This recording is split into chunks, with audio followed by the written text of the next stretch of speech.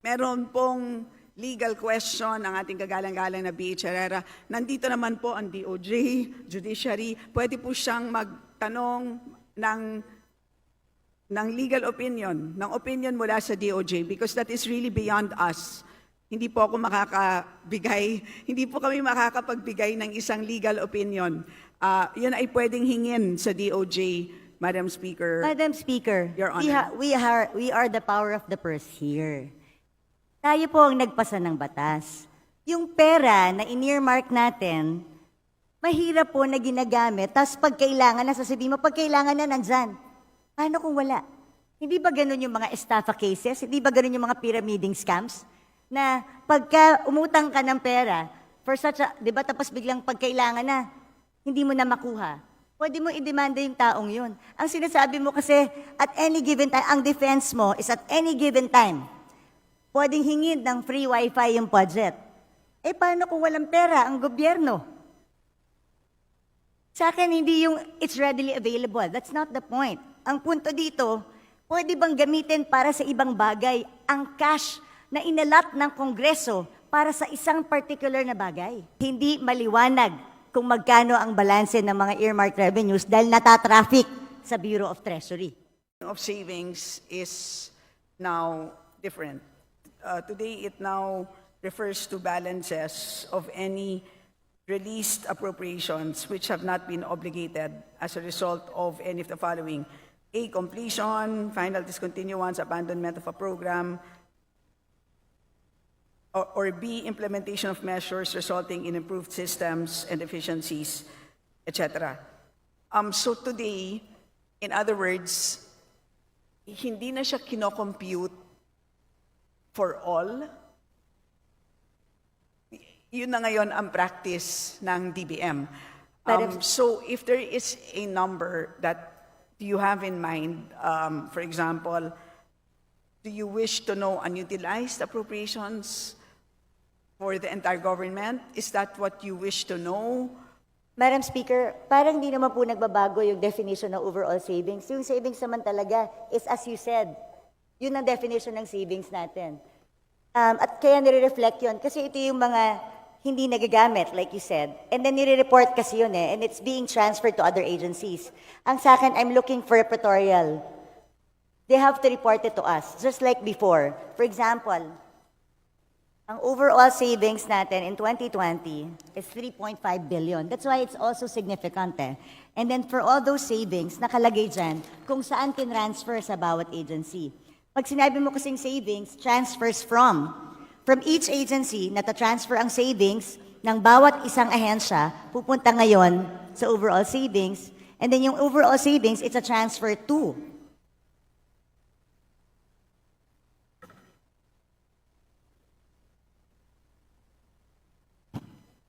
Madam Speaker, it can be provided, but they don't have the figures now. Madam Speaker, yun po yung point ko. Bakit nawawala yung report ng overall savings? Dapat nakikita po natin yon dito sa Kongreso kasi savings po yan na hindi na po alam ng Kongreso kung saan napupunta. And it's part of our obligation to know where these savings are. Saan nanggaling? Kasi that's where we see how efficient ang ating mga departments. So baka pwede pong isubmit sa atin today para makita po natin.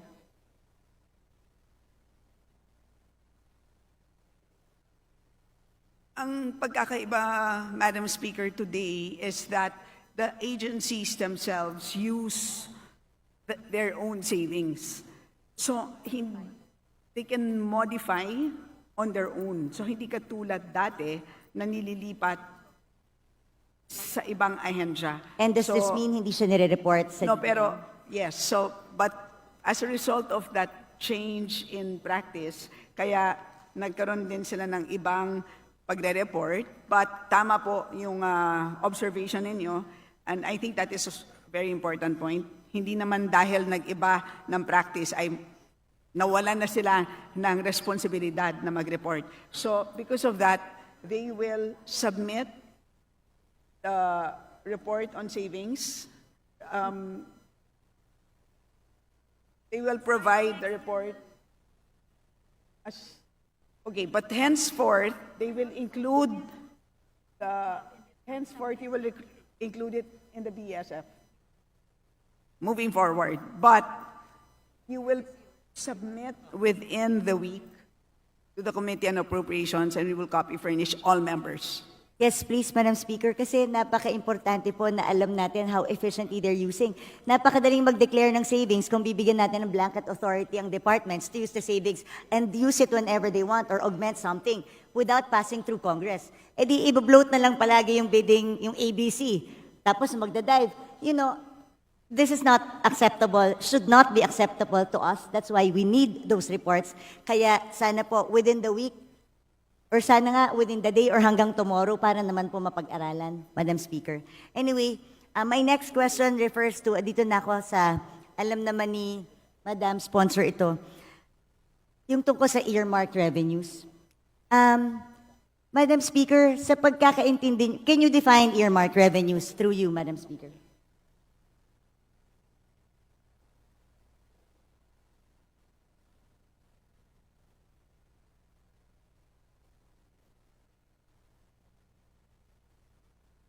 Earmarked revenues, Madam Speaker, are identified revenues required by law to be used for designated activities, benefits, or purposes which can be either classified as use of income or special account in the general fund or SAGF. Nung pong nag-interpolate tayo, sinabi po sa akin that the cash isn't available because the cash is being used. Madam Speaker, Madam Sponsor, tama po ba na pwedeng gamitin ang earmarked revenues ng national government wherever it pleases? Yun ang practice po ng natin. But let me explain. Madam Speaker, yung tanong ko po, hindi kung practice siya or hindi. Tama po ba na ginagamit natin ang earmarked revenues for other things other than specified in the law?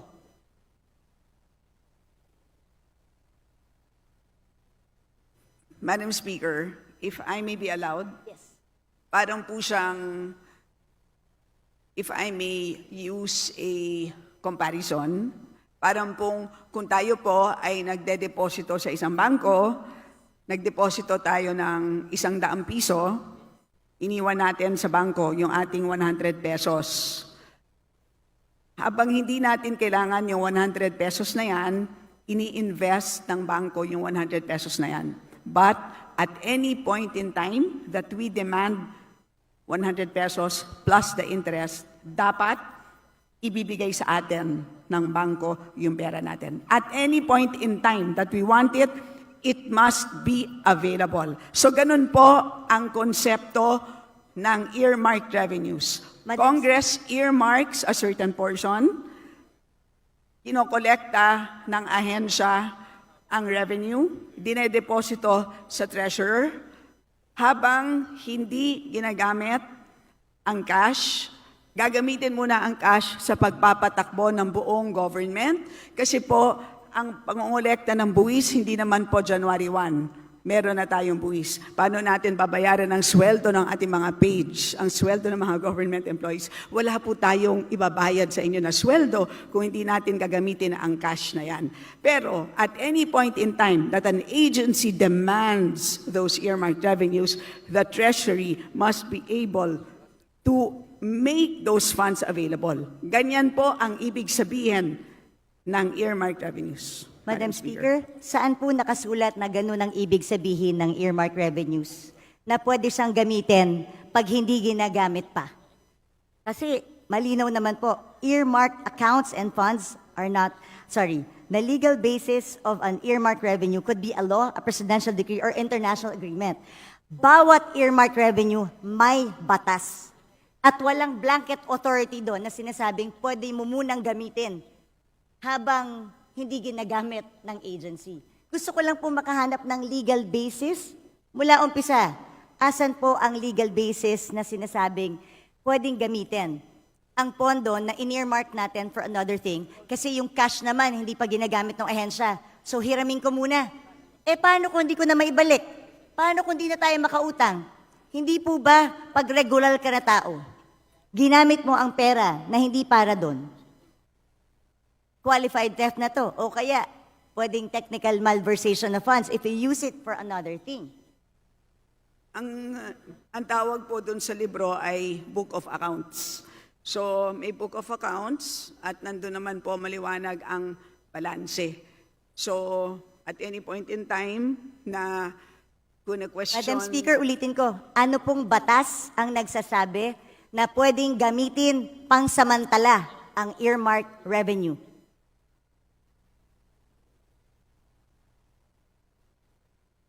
So, hindi po ginagamit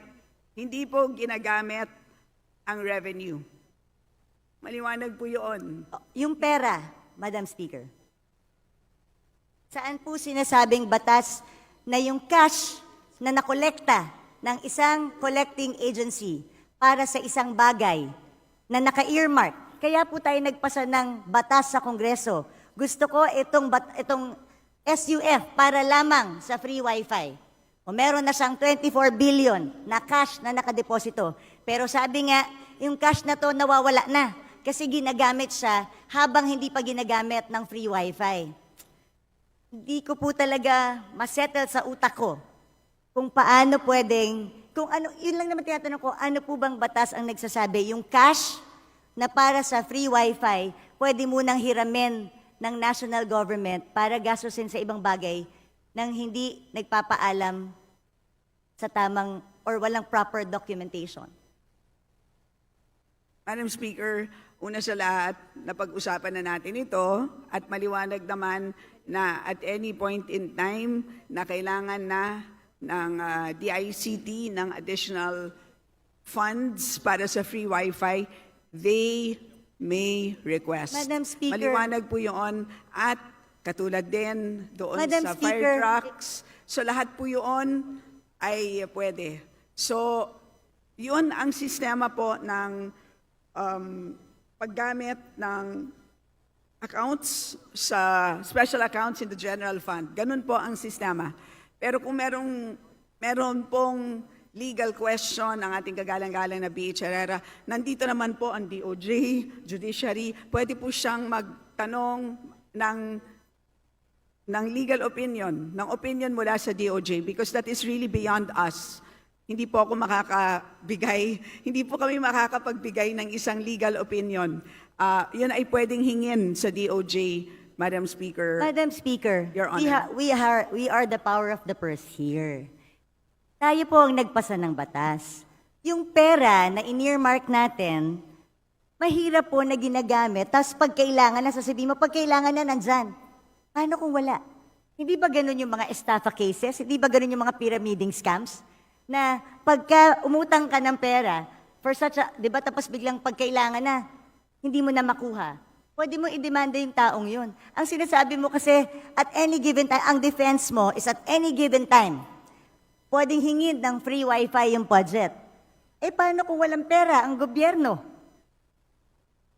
Sa akin, hindi yung it's readily available. That's not the point. Ang punto dito, pwede bang gamitin para sa ibang bagay ang cash na inalat ng Kongreso para sa isang particular na bagay? Hindi po excuse yung sasabihin natin, available naman pag gusto ng ahensya eh. Anong difference nito dun sa DAP?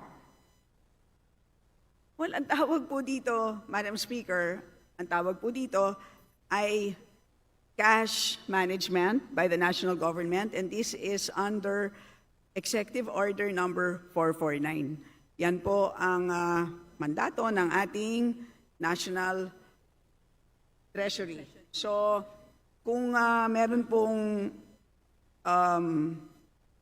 legal question na gustong pang talakayin ang ating kagalang-galang na B.H. Herrera, ay pwede naman niyang itanong sa Supreme Court kung gusto niyang talakayin pa ito. But as far as we are concerned, at any point in time na hihingin ng ahensya, ang earmarked revenues na yan, dahil maliwanag po, mas maliwanag pa sa alas 8 ng umaga, ang balanse nila, ay demandable po yan. Madam Speaker, hingin nga po maliwanag sa tirik ng araw yung balanse. Alam mo yun.